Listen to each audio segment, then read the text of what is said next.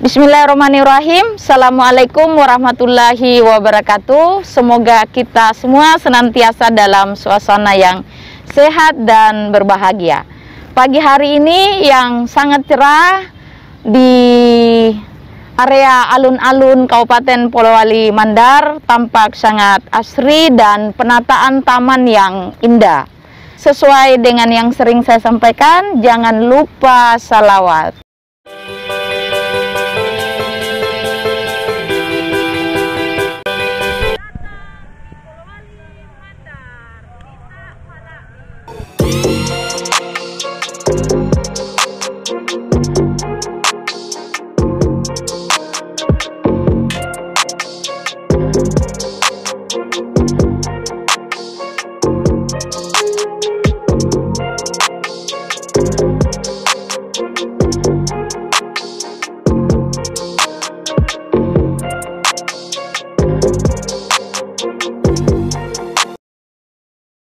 Assalamualaikum warahmatullahi wabarakatuh. Selamat pagi, salam sejahtera buat kita semua.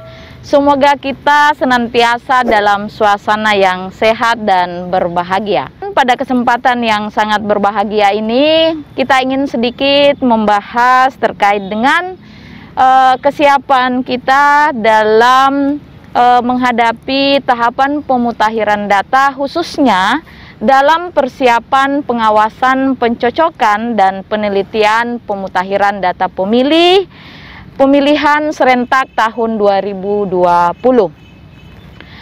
Ketika membahas tentang tahapan di masa pencocokan dan penelitian, bahwa semua pelaksanaan pemilu dan pemilihan tentu yang sangat penting adalah bagaimana meningkatkan partisipasi pemilih. Dan mengapa partisipasi pemilih itu menjadi penting, bahkan dalam indikator yang disampaikan oleh AIDEA, bahwa ada 15 indikator pemilu yang demokratis. Di antaranya adalah bagaimana memastikan semua warga negara yang memenuhi syarat dijamin dapat memberikan suaranya secara universal dan adil, serta berhak ikut dalam pemilihan tanpa diskriminasi. Lalu berikutnya adalah bagaimana kerangka hukum yang mengatur mekanisme dan penyelesaian hukum yang efektif dan kepatuhan kita kepada aturan tersebut pada peraturan perundang-undangan yang ada, sehingga penegakan hak pilih ini bisa tercapai.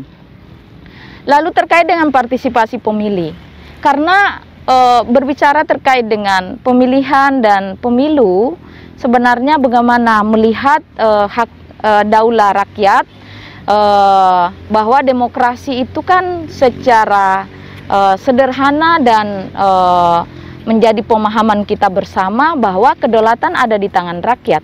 Maka partisipasi pemilih menentukan pemilih yang akan terpilih, yang nantinya akan mewakili seluruh rakyat, seluruh masyarakat yang ada, yang bisa memberikan kebijakan-kebijakan untuk peningkatan kesejahteraan rakyat di wilayah pelaksanaan pemilihan serentak tahun 2020. Tentunya partisipasi aktif pemilih akan menjadi penentu terwujudnya pemilu yang berkualitas dan berintegritas. Dan sesuai dengan yang dirilis oleh KPU RI, bahwa target tingkat partisipasi pemilih itu menetapkan 77,5%. Tentu ini akan menjadi tantangan tersendiri di masa pandemi COVID-19. Lalu pilkada yang demokratis dan hak pilih, bahwa salah satu syarat mutlak pilkada demokratis seperti yang tadi di awal saya sampaikan, yaitu adanya jaminan terhadap hak pilih universal bagi semua warga negara yang memenuhi syarat. Lalu hak pilih universal tersebut meliputi hak untuk memilih dan hak untuk dipilih. Hak memilih dan dipilih berlaku universal, tidak mendiskriminasi jenis kelamin, minoritas, penyandang disabilitas, dan sebagainya. Penghilangan hak memilih dan hak dipilih oleh negara kepada warga negara harus diatur dalam undang-undang. Tentunya selaku pengawas pemilu di tahapan ini akan mencermati itu. Pengawas pemilu memiliki tanggung jawab yang besar, peran yang besar, bahwa di satu sisi harus memaknai, harus mengetahui benar semua regulasi yang ada untuk semua tugas dalam melakukan upaya-upaya pencegahan, pengawasan, dan penindakan di masa pencocokan dan penelitian di pemutakhiran data pemilih. Dalam sebuah frame yang besar bahwa pemilu yang berkualitas dan demokratis adalah adanya jaminan semua hak warga negara yang memenuhi syarat dipastikan menjadi pemilih nantinya di tanggal 9 Desember tahun 2020. Jadi secara filosofis sebenarnya pengawas pemilu memiliki peran yang luar biasa sekali, bahwa bukan hanya melakukan pengawasan terhadap semua tahapan yang sifatnya teknis, tapi bagaimana dalam sebuah proses dan secara substansial kualitas pemilu, kualitas pemilihan ini bisa tercapai, bahwa setiap pelanggaran yang terjadi bisa ditindak sesuai dengan peraturan perundang-undang yang berlaku, dan tentunya penyelenggara pemilu dalam hal ini KPU, Bawaslu, dan DKPP merupakan pelaksana dari sosialisasi itu, mensosialisasikan bagaimana peran aktif masyarakat dalam menyukseskan pemilihan serentak tahun 2020. Lalu berikutnya bagaimana pemangku kepentingan kita semua, setiap warga negara, organisasi kemasyarakatan, organisasi keagamaan, kelompok adat, badan hukum, lembaga pendidikan, media massa cetak dan elektronik. Inilah pelaksana sosialisasi yang bisa terus melakukan upaya sehingga pemilihan serentak tahun 2020 ini tingkat partisipasi pemilih ini bisa ditingkatkan, bahkan bisa melebihi dari target. Lalu prinsip-prinsip dari pemutakhiran data pemilih adalah bagaimana data yang ada itu bisa menghasilkan data pemilih yang komprehensif, yang tentunya diharapkan semua warga negara Republik Indonesia yang telah memenuhi persyaratan sebagai pemilih agar dapat dimasukkan dalam daftar pemilih. Dalam kegiatan pendaftaran tidak dibenarkan adanya tindakan diskriminatif dalam rangka memasukkan atau menghapus nama-nama tertentu dalam daftar pemilih karena alasan politik, suku, agama, kelas, atau alasan apapun. Dan inilah tugas besar pengawas pemilu, memiliki tugas yang sangat penting untuk melakukan pengawasan terhadap proses yang ada. Bahkan semua warga negara Indonesia bisa melaporkan kepada pengawas pemilu jika di area atau di wilayahnya, di lingkungannya ada indikasi bahwa ada warga negara Indonesia yang memenuhi persyaratan lalu tidak dimasukkan dalam daftar pemilih, maka ini bisa dilaporkan. Lalu berikutnya, prinsip berikutnya itu terkait dengan data yang ada mesti data yang akurat. Daftar pemilih diharapkan mampu memuat informasi tentang pemilih, meliputi nama, umur, tanggal lahir, status kawin, status bukan anggota TNI, Polri, dan alamat tanpa kesalahan penulisan, tidak ganda, dan tidak memuat nama yang tidak berhak. Lalu berikutnya, prinsip berikutnya itu mutakhir. Data pemilih disusun berdasarkan informasi terakhir mengenai pemilih, meliputi umur 17 tahun pada hari pemungutan suara, status telah atau pernah kawin, status pekerjaan bukan anggota TNI Polri, alamat pada hari pemungutan suara, atau dengan status meninggal. Ini yang akan menjadi pencamatan bagi sahabat-sahabat pengawas pemilu di tingkat provinsi, kabupaten, dan pengawas penyelenggara ad hoc. Lalu tantangan pemutakhiran data pemilih ke depan tentu ada perbedaan, misalnya konsep pemilih pada undang-undang pemilu dan undang-undang pilkada. Kita tahu betul di berbagai media bahwa Perludem sendiri sudah melakukan judicial review terkait dengan konsep definisi dari pemilih tersebut, misalnya status telah atau pernah kawin.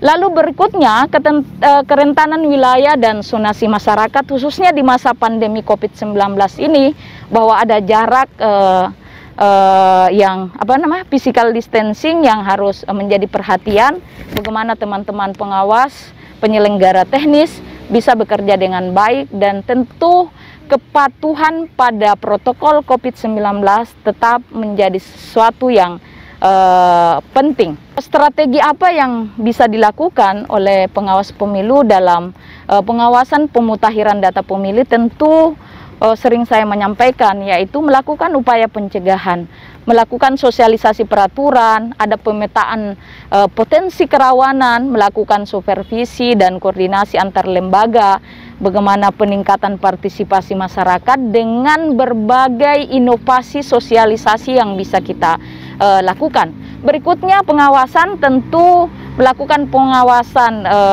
pemutakhiran data pemilih dengan menyiapkan laporan Form A, menuangkan itu semua kegiatan, peristiwa dan kejadian pengawas pemilih, menuangkan itu dalam Form A, menyiapkan alat kerja pengawasan yang menjadi acuan bantu bagi teman-teman pengawas di lapangan. Jika memang ada indikasi setelah melalui proses klarifikasi dan kajian menjadi temuan bagi pengawas pemilu dan tentunya akan ditindak. Pengawas pemilu dimanapun berada, tata cara pelaksanaan pengawasan ini menjadi pengetahuan bersama kita. Setiap pengawas pemilu yang melakukan pengawasan di setiap tahapan yang ada tentu wajib menuangkan dalam formulir model A atas setiap pencermatan, atas setiap apa yang dilihat dan didengar oleh teman-teman selama melakukan tugas pengawasan di lapangan. Lalu pengawasan setiap tahapan tentu berpedoman pada panduan dan alat kerja pengawasan. Berikutnya, dalam hal ditemukan adanya dugaan pelanggaran dan dugaan pelanggaran protokol kesehatan, pengawas pemilu memberikan saran perbaikan sebagaimana diatur dalam peraturan perundang-undangan. Selanjutnya, terkait dengan pasal pidana yang yang terkait di masa pemutakhiran data pemilih, kita bisa lihat di pasal 177, pasal 177A ayat 1 dan pasal 177B Undang-Undang Pilkada, yaitu apabila setiap orang yang dengan sengaja memberikan keterangan yang tidak benar mengenai dirinya sendiri atau diri orang lain terkait dengan pengisian daftar pemilih, dan ini ada unsur pidananya. Lalu di pasal 177 ayat 1 itu apabila setiap orang dengan sengaja melakukan perbuatan hukum, melakukan memalsukan data atau daftar pemilih sebagaimana diatur dalam pasal 58 Undang-Undang Pilkada.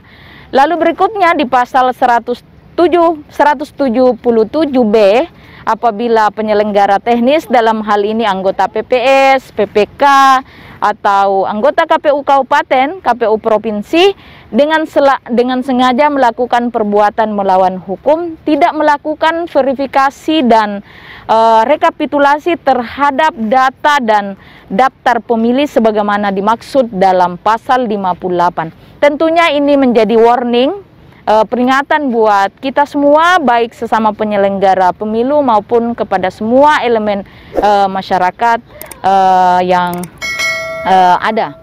Lalu tentu tantangan partisipasi pemilih di masa COVID ini akan menjadi perhatian bersama sesama penyelenggara pemilu, bahwa tentu penyelenggaraan pemilihan serentak tahun 2020 menjadi pemilihan yang bersyarat, bahwa kelanjutan tahapan pemilihan serentak 2020 ini dilanjutkan dengan tetap mengacu kepada kepatuhan kita pada protokol COVID-19. Bagaimana kita melihat kualitas pemilihan 2020 di tengah tantangan pandemi COVID-19, lalu tingkat partisipasi pemilih yang akan melakukan dan menggunakan hak pilihnya di TPS nanti tentu akan menjadi tantangan besar, apalagi di tengah marak di wilayah area atau letak geografis yang misalnya zona merah bahkan zona hitam diistilahkan. Ini akan menjadi tantangan bagi penyelenggara, khususnya penyelenggara teknis. Mungkin itu saja yang bisa kami share, sekedar berbagi, semoga ada nilai manfaatnya.